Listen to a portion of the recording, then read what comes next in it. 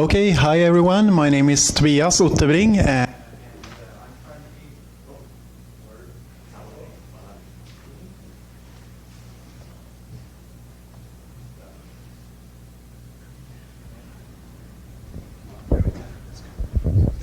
Can you hear me?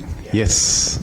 Okay, so I'm currently working as an assistant professor of marketing at Aarhus University in Denmark, and also as a research fellow in psychology at the Service Research Center at Karlstad University in Sweden, where I took my PhD about 1.5 years ago.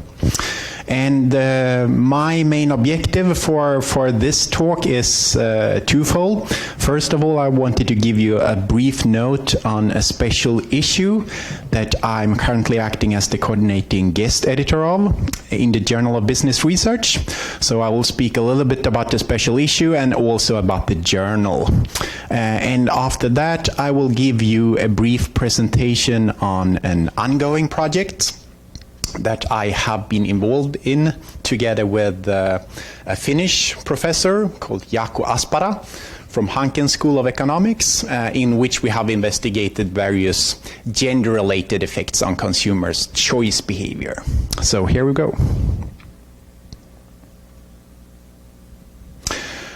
So about a year and 2 months ago, I proposed a special issue together with the other nice researchers that you can see here. So other than me, Jessica Lee, Jill Sundy, Sarah Hill, and Jeffrey Miller also act as guest editors for the special issue, which is focusing on, well, basically evolution and consumer behavior.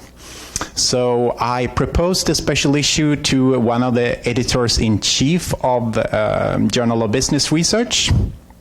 His name is Anders Gustafsson, and he also happened to be one of my co-supervisors during my PhD program. And Anders is quite open to a lot of original and unusual ideas. So he also was very open to well, organizing or at least accepting this special issue.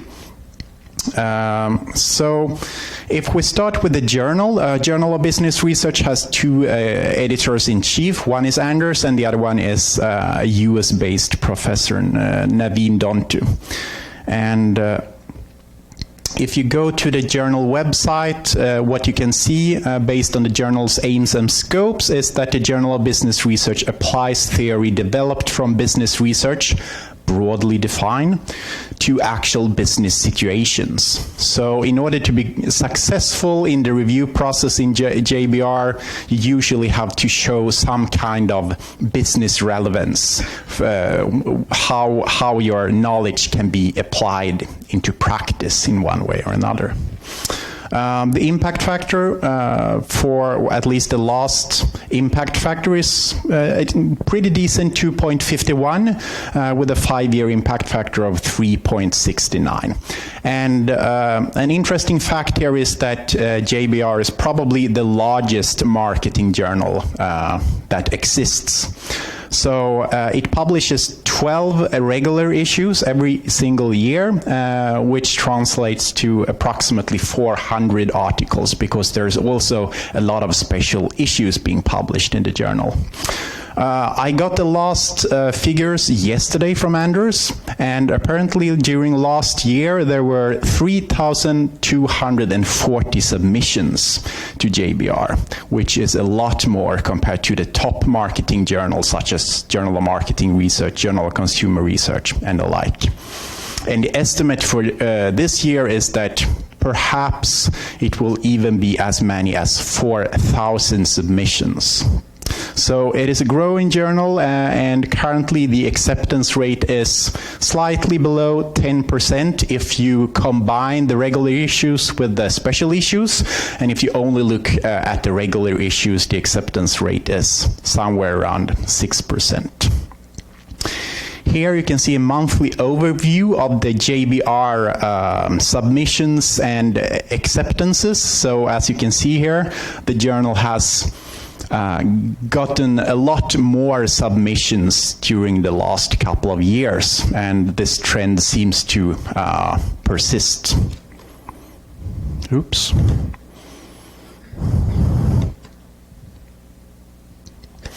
As I said to you previously, it's a broad-based business journal, so virtually any topic in business can potentially find a place in JBR. It's also very global in scope.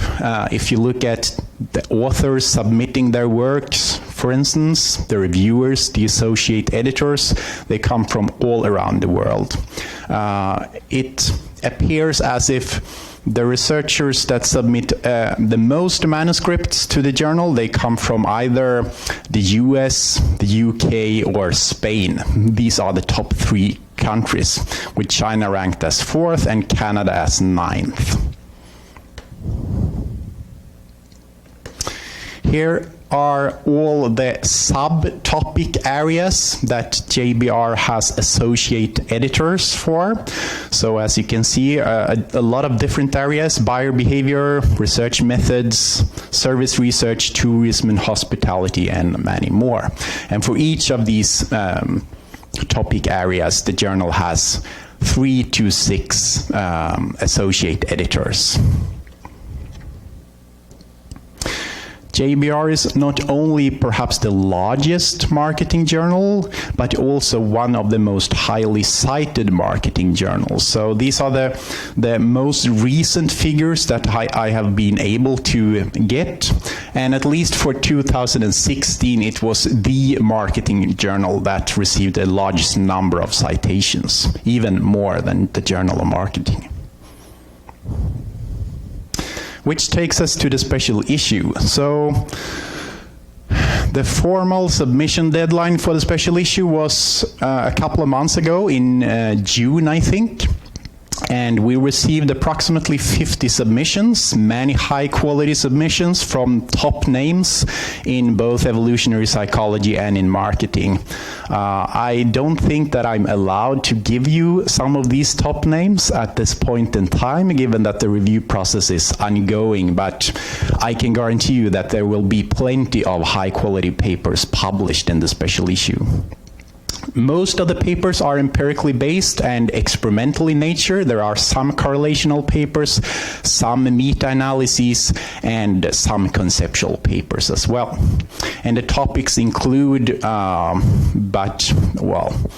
these are only some examples, but some of the topics that were quite frequently occurring among the submissions were mating and in various marketing contexts, hormonal effects on consumer behavior, conspicuous displays and various forms of conspicuous consumption, donation and altruism, topics dealing with intertemporal choice, loss aversion, various sex-specific effects, and a lot more. And the estimated publication for the special issue will be hopefully somewhere in late 2019. As I said, the review process is ongoing. Hopefully there will be approximately 2 rounds of revisions, maybe 3 in some cases, but for at least most papers that has passed the initial round of revisions, I can tell you that in some cases there are papers that are quite close to being accepted. So these were the initial note on the special issue and the journal, and now I also wanted to share with you a project that I've been involved with together with Jaakko Aspara, in which we investigate various gender-related factors and their potential impact on consumers' choice behavior. So, as you probably all know, a common marketing strategy is to provide distinctly positioned products and promotions for male and female consumers.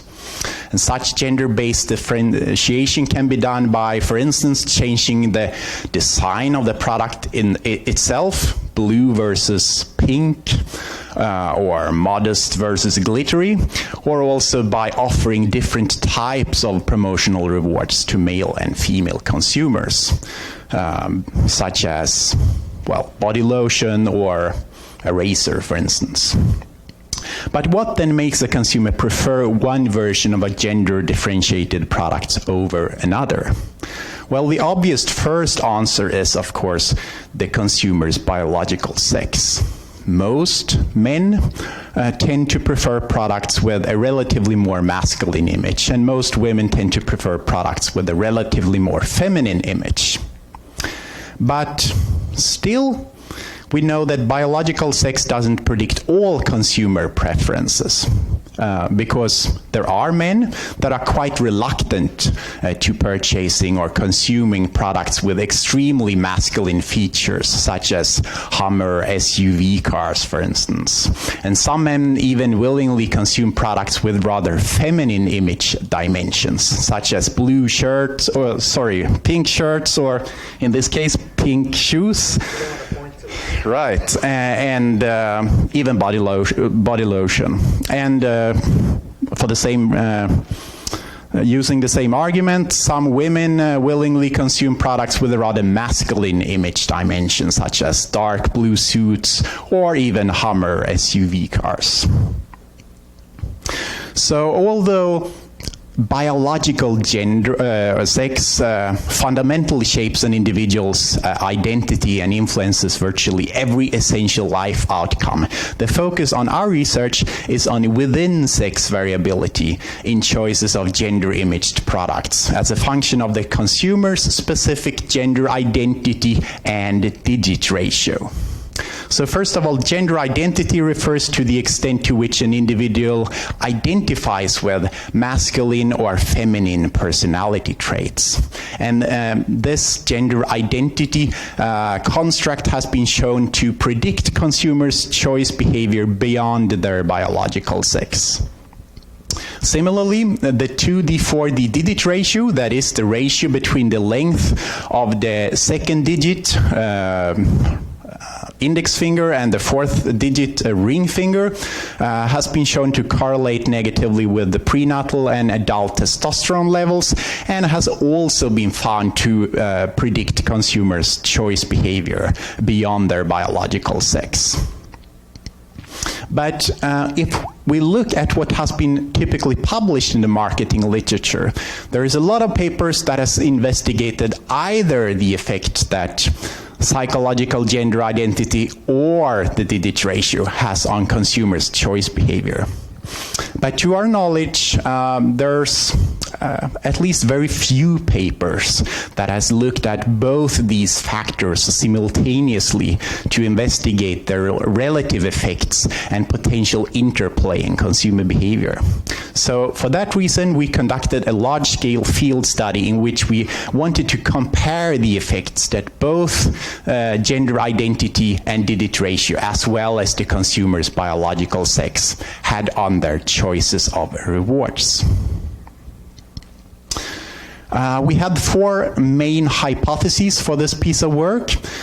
So first of all, based on established gender differences in delay discounting and inhibitory control, which has demonstrated that men are more inclined than women to prefer smaller sooner relative to larger later rewards, and with other studies showing that women tend to outperform men in delay of gratification tasks and other tasks requiring inhibitory control. We initially hypothesized that biological sex should predict preferences, reward preferences, such that male versus female consumers should be more inclined to choose smaller sooner rather than larger later rewards. Second of all, given research showing that consumers tend to choose products congruent with their psychological gender identity and consistent with the notion that a focus on immediate rewards and short-term gains is consistent with a male gender identity, we predicted that gender identity should be linked to reward preferences, such that consumers with a more masculine relative to feminine gender identity should be more inclined to choose smaller sooner rewards. Using a similar argument, we also predicted that more masculine digit ratios should be linked to choices of smaller sooner relative to larger later rewards, because studies have shown that, well, first of all, people with lower digit ratios, that is more masculine digit ratios, they tend to exhibit more risk-taking traits, and other studies have shown that higher testosterone levels have been linked to greater preference for the here and the now in various choice situations across gender. So that made us to hypothesize this third prediction. And last but not least, we also wanted to look at whether there were differences in the strength of the digit ratio and the consumer-specific gender identity in predicting their choice behavior, because previous work in both psychology and consumer behavior has suggested but never explicitly tested the claim that for males, various gender-linked behaviors should be more strongly influenced by biological factors, whereas for females, such gender-linked behaviors should be more strongly linked with physical, cultural, and social factors, perhaps excluding one specific phase in the menstrual cycle, but at least at a general level, this has been suggested. And we tested these predictions in a large-scale field study at a Scandinavian shopping mall with more than 1,000 consumers. So the procedure was something like this. Initially, a research assistant asked consumers to whether they were willing to participate in hand measurement and a brief survey. And those customers who agreed, they were scanned with a digital scanner in order for the research assistant to, get access to data related to the digit ratio. And when this was done, the consumers filled out the survey, which included demographic information and also the short version of the BEM sex role inventory, which measures the extent to which an individual identifies with masculine or feminine personality traits. And as a thank for the participation, and this was the real dependent variable in the study, participants were asked to choose either between a smaller sooner reward, which in this case was a €5 note, or a larger later reward, which in this case was a gift certificate for a movie ticket that was valued at €7. And in a pre-study that we did with the 50 consumers, we also asked these consumers to rate both these gift types on dimensions important for our investigation. So in the pre-study, the consumers rated whether they perceived each of these gifts as either feminine or masculine, as delayed or immediate. And since money was perceived to be more immediate and masculine than movie tickets, we used them in the main study. So first some, well, let's call them validation checks or something like that, because there has been a lot of research showing gender differences when it comes to both digit ratio and gender identity scores. So we, consistent with a lot of previous literature, we initially found that the digit ratios for males were lower than the digit ratios for females, and also even though an individual's biological sex does not necessarily have to be linked to the individual's gender identity, we found that female consumers had a more feminine gender identity compared to male consumers. So these scores on the gender identity index is basically, we subtracted the masculine scores from the feminine scores to create a variable reflecting whether the individual had a relatively more feminine or masculine gender identity. So positive scores on this variable reflect that the individual has a relatively more feminine gender identity, whereas negative scores reflect that the individual has a relatively more masculine gender identity.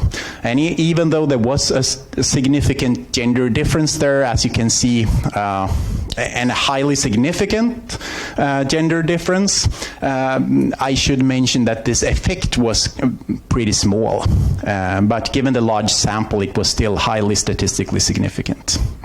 So to the main results.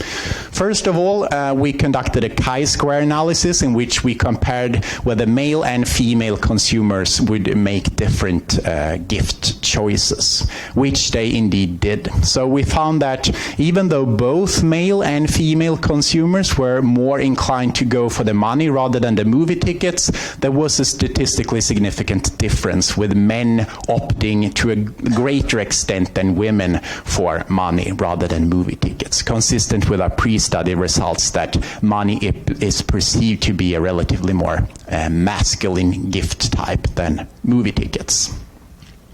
Given this gender difference and previous research which has documented gender differences when it comes to the effects that digit ratio has on consumers' choice behavior, we conducted each of our subsequent analyses separately for males and females, consistent with some other published works in this domain. So therefore, we conducted a simple moderation analysis for men and a simple moderation analysis for women, in which we used as predictors the digit ratio, the gender identity score, and their interaction as the predictors, and the consumer's choice as the dependent variable. So for men, we did not find any influence of gender identity on their gift choices, and we did not either find that there was an interaction between gender identity and digit ratio on their gift choices. But we did find, and this is interesting, because it's contrary to what we had predicted, and we cannot really explain it at this point in time. So your input here is welcome. So what we found here was that there was actually a significant effect on the digit ratio in the opposite direction of what we had hypothesized, meaning that men with a more feminine digit ratio were more likely to choose the more masculine gift of money. For women, on the contrary, when we conducted the same type of analysis, we did not find any impact of digit ratio on their gift choices, and no interaction between gender identity and digit ratio on the gift choices. But here instead, we did find a significant link between their gender identity scores and their gift choices, with women choosing gifts congruent with their gender identity. So based on these results, it seems as if the drivers of reward choices differ between male and female consumers, with women's reward choices being more strongly driven by their psychological gender identity, and with men's choices being more strongly driven by their biologically determined digit ratio. So, in other words, what we found was that women with a more masculine gender identity were more inclined to choose the smaller, sooner reward, whereas men with a more feminine digit ratio were more inclined to make this choice. So, based on these results, we think that this is one of the first studies to reveal that deviance in these gender-related constructs relative to the individual's biological sex is what drives consumers' reward preferences, rather than the masculinity or the femininity of the construct per se. So from a managerial point of view, it seems, based on these results, as it may be worthwhile for marketers to target male consumers with utilitarian promotions, focusing on immediate rewards or price reductions, such as 50% off, whereas it may be more beneficial to target female consumers with more hedonic promotions by awarding them with a free gift or a bonus product or something like that. And beyond price promotions, our findings also have implications for positioning and targeting products and services as such. So for products and services with an immediately gratifying money-saving element, such as Uber taxi services or discount retail stores, our findings indicate that, these types of services may naturally attract female consumers with masculine gender identities and male male consumers with female digit ratios, whereas on the contrary, products and services with delayed benefits, such as savings, insurance, investment services, and perhaps long-term subscriptions to entertainment services, in these cases, it may be easier to attract male consumers with masculine digit ratios and female consumers with feminine gender identities. And that was my 15 minutes in fame. So, thank you.